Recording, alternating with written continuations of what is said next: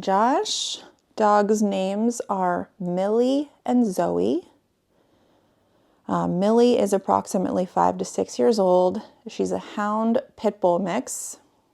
Zoe is approximately 4 to 5 years old. She's a pit bull lab mix.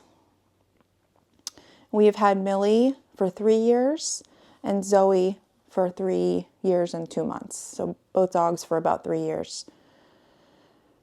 What issues are you experiencing? Inner household dog aggression. When we first got the dogs, they were best friends. Millie was a foster along with her 9 puppies. We found homes for all of the puppies, and we kept her because Zoe, who we had already had for a couple months, loved her so much. They always laid around together and played. No issues. About a year in, they started to get into little fights, showing teeth, growling over resources, etc. Since then, the fights have gotten worse and more frequent. They've started barking at deer and fox out the back door, and if one got picked up and the other got aroused, and food on the coffee table. Oh, if one dog got picked up, how do you pick up a huge pit bull lab and hound mix? But anyway, the other got aroused and food on the coffee table. Those are some triggers. The most recent fight between the two of them happened in July of 2023. I brought Millie inside by her collar. Ooh, that's already a red flag. Quickly, because there were baby rabbits next to the door.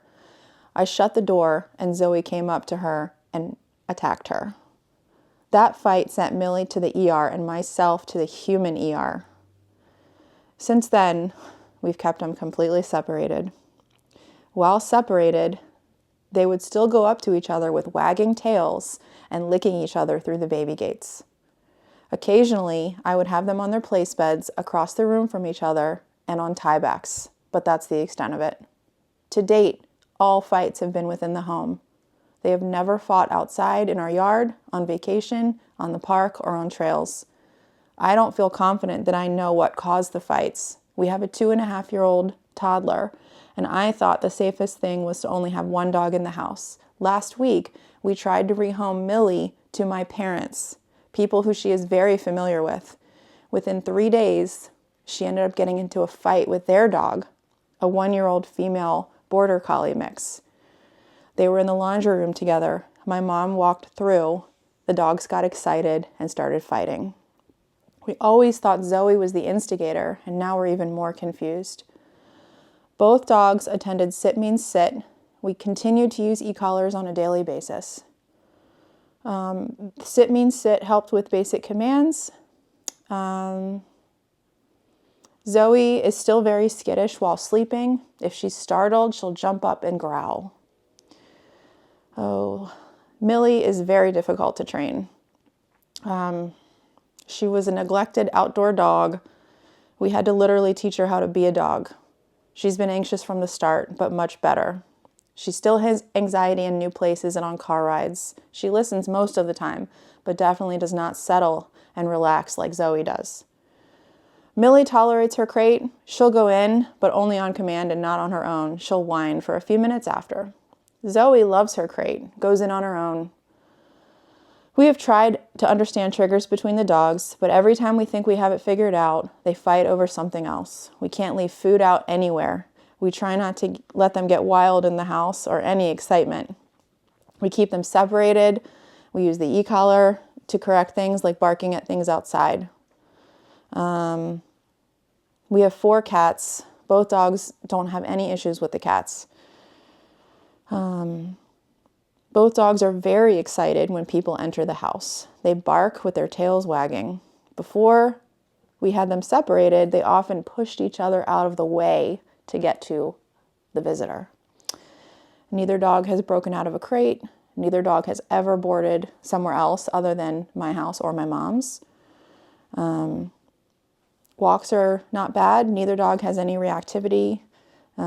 They do get excited when people approach to pet them. Zoe rolls over and gives anybody her belly. Both dogs are pretty good at the vet. They get on the scale and deal with the vet tech no problem. Millie is sometimes anxious and will pant. Zoe greets everybody. When we first got the dogs, they would share toys well, play tug of war. chew on the same bone together.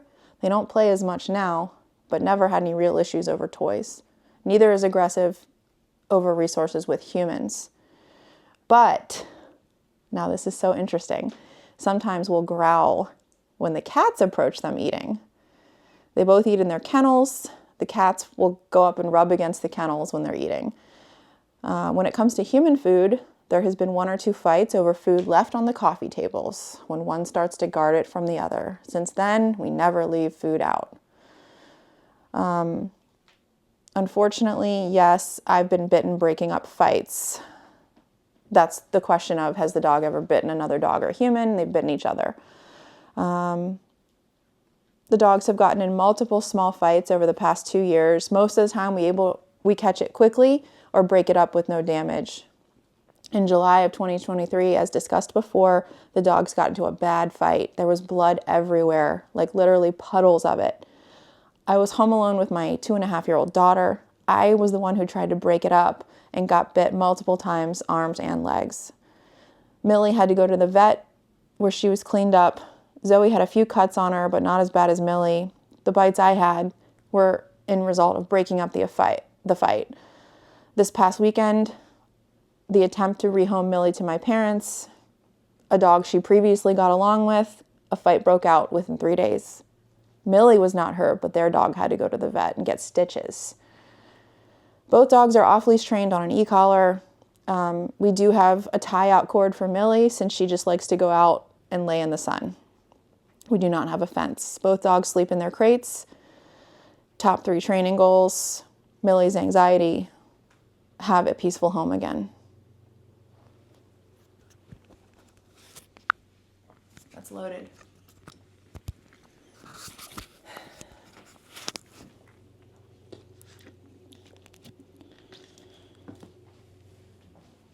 Okay. Well, by hearing all of that, there's a lot there, but I can tell you, right off the bat, these dogs are fighting over resources. Whether it's the people, like you said, if one dog gets picked up, that can cause a fight. If there's food that one's guarding, that can cause a fight. If they get over aroused and all of a sudden they fight, it can be confusing, but what it is, again, is it's a hierarchical thing. It's like they're fighting over who gets to choose, who gets the resources, who gets to choose how we respond as a pack. And the interesting thing is that they are actually having hierarchical disputes on a daily basis, and they're doing it with each other. It doesn't include the humans. So the cool thing is that if a human knows what they're doing, they can become the leader of the dogs and disagree with that stuff, and you can actually put an end to fighting. That being said, there were some things that happened. There's a few points I want to clarify. I want to bring attention to. One, just because the dog's trained doesn't mean that there's not going to be issues. Okay, there's training, which just means that the dogs understand what you're saying, and you might even have a way of holding them accountable. But if we're not understanding why dog behavior and living with them like a pack and making sure they're followers and making sure we're the leader, and anytime a dog is stepping out of bounds, we know how to correct and follow through to deliver that hierarchical message where it's like, I'm the leader, you are both below me. And one of the big rules of that is you guys don't have conversations about hierarchy. You're not allowed to guard things. Nothing is yours. See, again, you're able to correct, but it sounds like you're correcting every day, and it's been years, which means something's not working. And for me, I think it's a relationship thing. I think this is a pack issue, right? I've worked with dogs in the past that have the same issue where they're fighting all the time at home. When I take them and I build a relationship with each of them and then I put them together, all of a sudden the dogs aren't fighting anymore. And that's because they understand, just like in a pack in the wild, if they start to do these things, then they have to deal with the leader. And neither of them want to deal with the leader, so therefore everybody chills out. Now, one of the things that I heard on here is they were trained, but we're still having fights. Mm-hmm. Like we said, training is one thing. being the leader of a pack is a whole nother skill set. It's understanding dog behavior to the point where you see those early warning signs and you know how to address them so that it's clear to the dogs, the do's and don'ts in the pack. I see two dogs fighting over a position, and there's nothing, they don't even see the humans as part of that pack. You know what I mean? They can see the humans as something they trust and that they feel safe with, but they don't see them as pack members that have influence over the hierarchy, which is the big problem here. Also, grudges. You know, one of the big things to do when dogs fight is once we clean up the fight, if it happens, it's like, okay, whoops. But once we are able to calm the dogs after we separate them, the last thing I want to do is then keep them separated. I want to bring them back together, which I understand why people don't, because it's traumatic and you're afraid they're going to fight again. But we have to bring them back together to have a neutral or a positive experience. If the last time they seen each other, they had a big fight, and then we keep them separated, we can create a grudge. We can create a grudge where then the dogs will eventually start fighting on sight, and I've seen this before. And the interesting thing is these dogs started slow. They started growling at each other. They started having little fights. Those were the opportunities to nip it in the bud. But because we didn't do that properly, it got worse and worse and worse until the dogs just have associated responses to certain situations, right? I see food. I know a fight's coming. The dog knows the fight's coming. They get in that mode. That was my thought when they rehomed the dog who was not the aggressor and it got into a fight with the mom's dog. Excitement levels went up, and dog associates that with a dog fight. Yeah, 100%. And so, because it's not like the dogs got into a fight once and now it's all over. No, we didn't respond to that fight properly. Right. And I don't know these dogs personally, but because they have a bully breed in them, a lot of the times these dogs can enjoy the fight. Mm-hmm. A lot of the times, and I don't know these dogs personally, but I've seen it where a bully breed, they're not afraid to fight. Mm-hmm. They actually want to fight, right? So, and I'm not saying all of them, but you see it more often in those breeds than other breeds. So, you know, this is a very dangerous situation, and it would require quite an undertaking to get this under control. But again, it's not about if the dogs understand the training. Right. It's more about if the people understand dogs, and if they're even competent enough to lead two dogs that are like that. Right. So let's say the owners are all in. How would you want this to be scheduled? How much time would you want?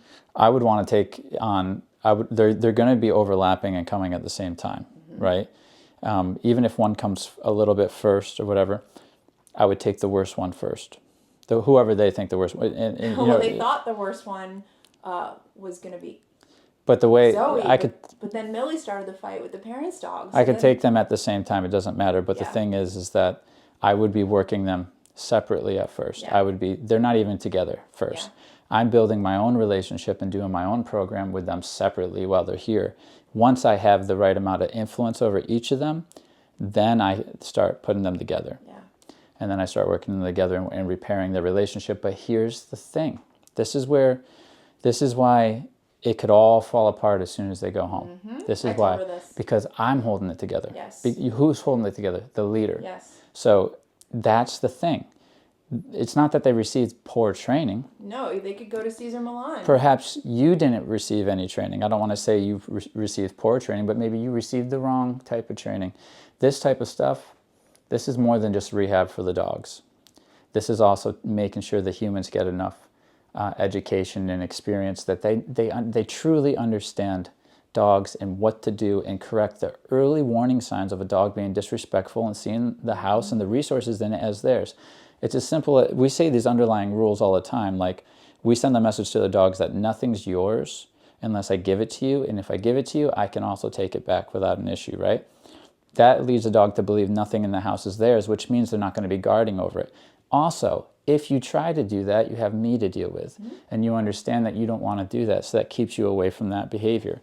Plus, when I see you consciously making the choice to avoid a fight, I'm proud of you. Good job. But, they will have success here with me. Oh, for sure. But if we don't have the right person to then take my position, it will not work. No. And I've seen this before. I've had success with dogs like this. And I've had owners that continue it up and are able to and have success. But then we see owners who, I don't want to say that they're not capable. I want to say that from the people that I'm thinking in my mind, they're not committed enough. So this is why they're not committed, is because life's busy and they're not prioritizing like I did because I'm paid for it and this is my job. They're not really 100% all the time looking to be the leader to the dog, and not willing to create it when they're feeling that way. I mean, there's a lot of different reasons why people won't stick with it or whatever. A lot of the times I just see what I see is people are busy, they have their lives, and that kind of stuff goes on the back burner.